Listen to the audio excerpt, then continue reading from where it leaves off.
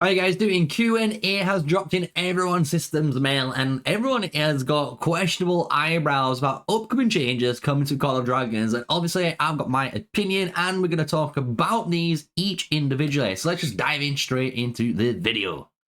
So the very first point on here is to do with the use of plugins, the unfair advantages and cheating that's been going around. Obviously, even on this channel, we've been covering it quite heavily, and the devs have got a really good response to this. Firstly, we'd like to take this opportunity to reiterate our zero tolerance policy towards cheating. Any reports of cheating received are immediately investigated, and we are working hard to optimize our anti-cheat systems. So basically what they're doing is, as well as you can see, examining relevant data to confirm the names of players suspected of using plugins. But the thing is, which is, I'm going to be honest, when you read this, they're obviously saying whenever you violate rules, they can give you a 1 day, a 3 day, a 7 day, a 30 day, or basically a year ban on your account.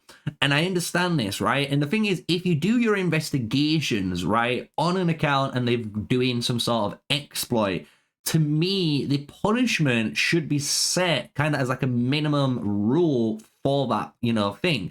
So for example, maybe someone who's been cheating for the first time with, I don't know, resource selling, right? They're selling resources for that and making a personal gain. Maybe you ban them for 1 day, right? And then you see them doing it again, you ban them for another day. To continue, maybe you ban them for 3 days, and then you start accumulating it. So that kind of makes sense in those type of scenarios. However, if you find players that are cheating, using plugins to kind of use multiple accounts at once in combat and clearly give an unfair advantage in PvP, to me, a 3 or 7 day ban, if you have investigated it like you claim, should be the standard. Having a 3 day ban on those accounts makes a clear sign like, look, we know you're doing something, take 3 days off, you're not going to be in the action. And then if they continue to do it, then you increase the severity too. And then obviously, if you're doing anything else, I'm not going to go into it, maybe like payback schemes and stuff, again, you can get banned for that and the severity is for it. But you can understand my point. I think a lot of the community expected certain rules and these severities to have actual like a ranking system on how these are being punished. At the moment, the community, like myself, is noticed it's always a 1 day ban, 1 day ban, 1 day ban. It's like, okay, how many 1 day bans are you gonna give, really? So that's kind of the crux of it, but that's the very first point. So let's go into the very next one straight away, which is to do with Alliance membership limits to make membership numbers more stable. So they understand the players, when they go back to home realm and the membership limit increased, caused a massive issue, right? Everyone going up to 200 and then dropping down mid KVK. It's just like, why would you do that, right? So in response to this, we are planning to make changes to the Home Realm Alliance membership limit bonuses to the update 1.030, but not in the upcoming update 1.029. So that's very key, important information. We've got it on video here that they're claiming we should get this in patch 1.03, this membership update. So keep an eye on it, see if they're man of the word, and they keep their promise on that change. This change will include decreasing the number of Alliance towers needed to increase your member limit and increasing the membership bonuses received from occupying behemoth slayers. As a result, the maximum Alliance membership limit available in Season 1 will be retained in future seasons. So that should fix a lot of the issues. Does this mean it's going back up to 200? We'll have to wait and see. We'll just have to wait and see, unfortunately, right? The next one's just a nice, easy one to do with the pre-war period. Having this type of long time between is their way to enter more quickly. They've already kind of gone through this and they are trying to quicken the period on when you get to go into another season. Obviously, this is a choice. Just remember that. I would like this, and just remember, when you go into the season, your king chooses if your king wants to go in, right? So maybe you don't go in for the first registration, you can skip it, and then on the third one, obviously it locks you in. But obviously it would be nicer to have, even if you want to go in for the very first time, that's a short window, and maybe for the second or third windows, it's a little bit longer. So you prolong it because people are clearly wanting to delay it. So you make it fit for both realms, right? It's a nice, easy, quick one to run over. I'm not going to go too far into that one because I know you guys kind of understand this bit.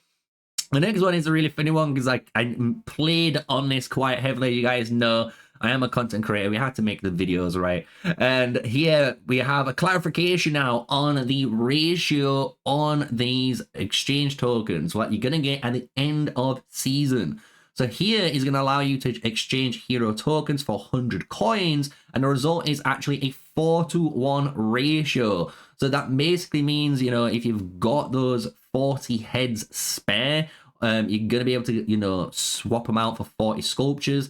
I believe it's limited still, so the maximum limit you can get is 30. So someone can do the quick calculations in their head. You probably need like 8 on, just between 8, I think 8 or 9, and then you're going to get the maximum rewards anyway each season. But we'll soon find out. We'll soon find out how good these are going to be, you know, on how many heads you're going to need for this. So it's better than what everyone expected, right? So we'll see how good it's going to improve everyone's account in the long run. The artifact Forge of Light is too low. This is just a false allegation, and even on my channel I did a full video on this explaining all of this, and even you guys called me out that I was a liar and I didn't know what I was talking about. But literally the devs have told you the exact same thing I told you guys.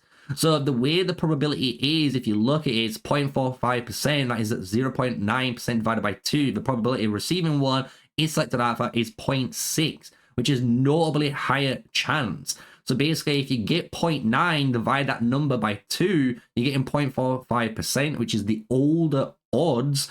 But if you technically had 2 artifacts with the current percentage system, this would be at 1.2%. But a lot of you guys don't do basic maths and you want to argue that you know better, but you clearly don't. So it is what it is. We're moving on to the next one because that was obviously a stupid kind of Q&A answer to put in, but it is what it is. Rolling out auto-peacekeeping across all servers. This would be something interesting, right? They are during the previous test phase, we discovered a number of issues that we are currently working to fix. So I like that. Do you know what? Happy to see, look, they announced here straight away they found some issues within the first sentence without dragging it on. We have not made the decision regarding to roll out the date or method, but as soon as necessary changes have been made, we'll roll out features as soon as possible. So this is, again, good. So you can clearly see, and this is what the community wants to see in a Q&A. Honestly, a short answer like this, that tells us everything. So they did the testing phase on the server. They found bugs. Okay, they found some bugs. So now they're going to be fixing those bugs, and until those bugs are fixed and they've made all the changes necessary, then they're going to roll it out, right? So good. Thank you for letting us know. We're happy to know that. Good on you, right? That's the type of info we've been waiting for in these Q&As. Now, will you make it possible for all Warband members to take part in the Behemoth Lair? This, I believe, you can already do. Again, I believe you can already do this. However, it might be a bug, but this is going to be a nice change anyway that I'm going to be adding in. So if you take part in certain, you know, ancestor statue activities, you will be able to activate into those Behemoth Lairs. So you don't have to keep swapping between alliances and stuff like that. You can all just help each other within the Warband. So nice little actual change here for this part. Now, this is going to be a good one because we've always hated, honestly, Warpets, because Warpets is a really good system in the foundational or the theory, but every time we keep coming to it, it seems to get better and better. But at the same time, the goal gets so far away where you know more pets are coming out, guys. You know more heroes are coming out. So why is it so hard just to get one pet worked on? Like, by now, someone like myself should have, even as a free-to-play low spender, at least 2, maybe 3 going on to the third one. Let's say that 2 pets at least worked on, completed, and you're on your 3rd pet and you're working towards it, while all the other guys have got like 5 pets or more because they've been spending the money. That's kind of what we expected in the speed. So here, this is what they're doing, is changing the maximum skill slots available. So what we're doing is, when you're regenerating your pets, everyone's trying to get the 8 skill slots so you can get the maximum amount of damage onto them with all the different types of skills you can put onto the pet. But once you've got those 8 skill slots, you have to keep trying to roll it again to kind of get 8 skill slots again and get better upgraded stats. And as you guys know, I had an 8 skill slotted pet. It's on my video, and I had to get rid of it just to get a 7 slotted pet, which had way, just honestly, nearly triple the amount of stats on it compared to my main one. So it was sadly a no-brainer for me. So it just showcases here that hopefully they're adding in a way to make war pets more consistent. It's the one key area we've always been asking for. It'd be nice to see them get changed. Going into the next one, will you add a countdown timer feature on alliance markers?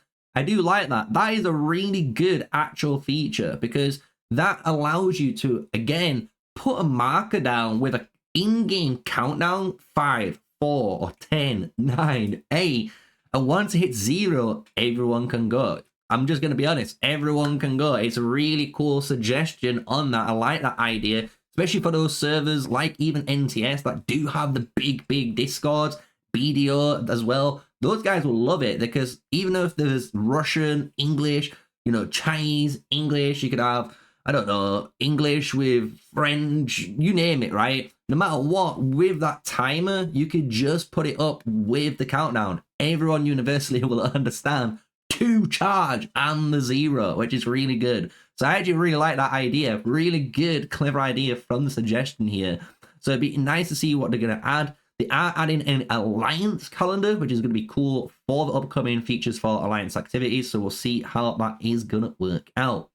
Now, the final crux of it, and this is where a lot of people have been probably waiting for. Elk Riders are too weak. And we all agree they are too weak with short range, weak attacks, and the poor skills compared to other faction units. Will you change them to melee, someone says, and match other factions? I have honestly never seen this unless it is a Discord suggestion. Someone might want to hit me up on Discord and I'll just check it out. But I've never heard of this suggestion. It's kind of crazy to me. Because it kind of loses the whole identity of what the Elk Riders were with their bows, right? Giving them that short range advantage. Here they are thinking about changing them to melee units with a different game balance, and obviously how this is going to change things in the future. But to me, you don't need to do that. You just need to honestly think of a good, clever way Elk Riders are going to be useful. And it could be a complete unique playstyle. I've got 2 suggestions in this video. One of them, you can make them because I've seen a lot of players like to use them to kite people. So you could like try and kite people out of position, keep kiting them away so you never get hit, but you're always dealing damage to them. You could always put a passive on the Elk Rider that literally states, if you're attacking an enemy from behind, they deal like 50% extra damage or something, because that would be exactly what they want. They want you to chase them down so they deal less damage and they run away. And then when you turn around, start, you know, retreating, they chase you down in that window to get that extra damage off. So you would honestly embrace what they do. Or alternatively, what you could do is make them a rage-based unit again. So instead of having unyielding rush, which is going to generate 1000 rage on the trigger, what you could do with these marksmen is kind of similar to like a war pet skill damage. So imagine if you hit 1000 rage with your Elk Riders, you fire off your hero skill damage, obviously your war pet damage, and then the Elk Rider fires like a triple bolt, like a bang, bang, bang. And it might be like 60 or 80 or 100 damage, but it's like a rapid fire extra bit of burst that they have in their kit. And that's just a quick suggestion to keeping these guys kind of as that ranged unit as they were, and maybe increase their range a tiny bit just to give them that little bit more leeway with how they are wanting to be played. And that just kind of solves, I'm just saying, the problem there. And it'd be really interesting to see how they get played out without just forcing these guys into melee, because I feel like that is the cop-out. And I'm going to be the one, guys. I'm going to be the one. I said it in Guns' chat on the live stream, and I'm going to be the one to say it in this video. Imagine now they get rid of the range on Elk Riders, turn them into melee, they do whatever they do to them. However, what they do with the next faction, the Dwarven faction, is give them the ranged cavalry, because that would be an easy unit to fix and then put it into that faction. And then who knows, maybe in the faction after, so the 5th faction, you might get flying infantry, or you might get an infantry unit that has the ability to at least go over water, for example, like some sort of special terrain feature. Who knows, right? Who knows, right? But that is going to be, honestly, the Q&A. I'm not going to go too crazy more in this video. I don't want to go into a rant because we might save those for a video in the future. Tell me your thoughts, honestly, on Q&A 10, all the different areas we've talked about in this video already. That obviously the anti-cheat bit at the top, going down to the alliance memberships, and just obviously all the way down to all of these points. It's been an interesting one. It's been a roller coaster journey. Is this what Call of Dragons needs to be fixed? Who knows? Who knows? But again, let me know in the comments down section down below. And until the next video, smash like, comment, and subscribe. Until then, stay safe, stay sneaky. Peace out.